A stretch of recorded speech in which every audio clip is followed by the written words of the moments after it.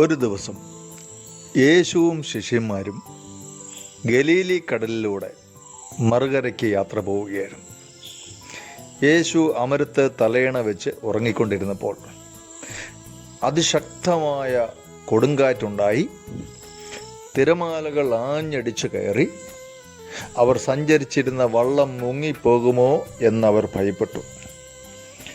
കടലിൻ്റെ ഭാവഭേദങ്ങൾ വളരെ നന്നായി അറിയാവുന്ന പത്രോസ്, പലപ്പോഴും ഇങ്ങനെയുള്ള അനുഭവങ്ങളെയൊക്കെ അതിജീവിച്ചിട്ടുള്ള പത്രോസ് അടക്കമുള്ള ശിഷ്യന്മാർ അവരെല്ലാം ഭയപ്പെട്ടു.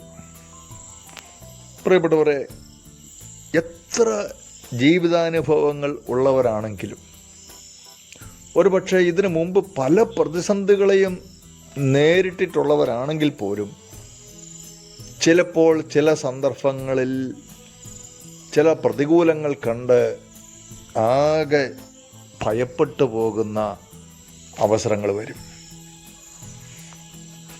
യേശു എഴുന്നേറ്റ് അവൻ കാറ്റിനെ നോക്കി ശാസിച്ചു.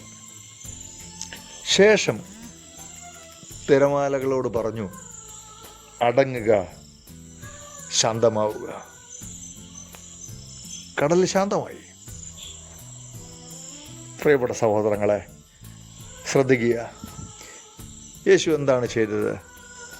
അവൻ കാറ്റിനെ ശാസിച്ചു. കാറ്റ് നമുക്ക് കാണാൻ കഴിയുന്നില്ല, എന്നാൽ കാറ്റിൻ്റെ പ്രവർത്തന ഫലമായി ഉണ്ടാകുന്ന തിരമാലയുടെ ഇളക്കങ്ങൾ നമ്മൾ കാണുന്നു. നമുക്ക് കാണാൻ കഴിയാത്ത അദൃശ്യ ലോകത്തിലെ ചില ശക്തികൾ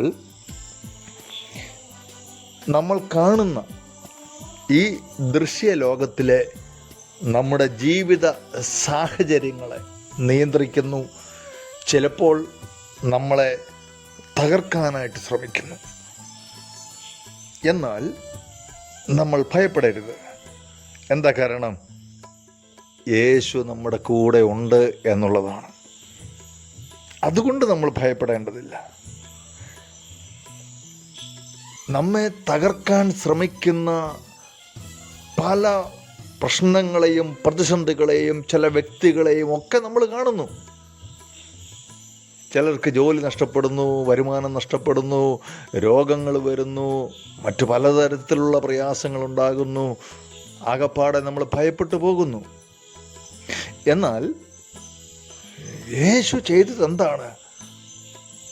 അവൻ അതിൻ്റെ പിന്നിൽ പ്രവർത്തിച്ച ആ ശക്തിയെ തിരിച്ചറിഞ്ഞിട്ട് അതിനെ ശാസിച്ചു. ഹല്ലേലൂയ!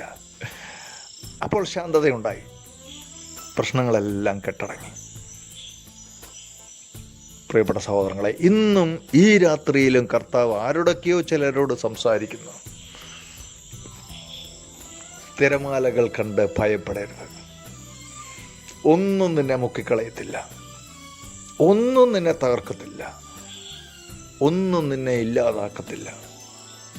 ഇപ്പോഴത്തെ പ്രതിസന്ധികളുടെ പിന്നിൽ പ്രവർത്തിക്കുന്ന ശക്തികളോട് യേശുവിൻ്റെ നാമത്തിൽ അടങ്ങുക എന്ന് പറയുമ്പോൾ തന്നെ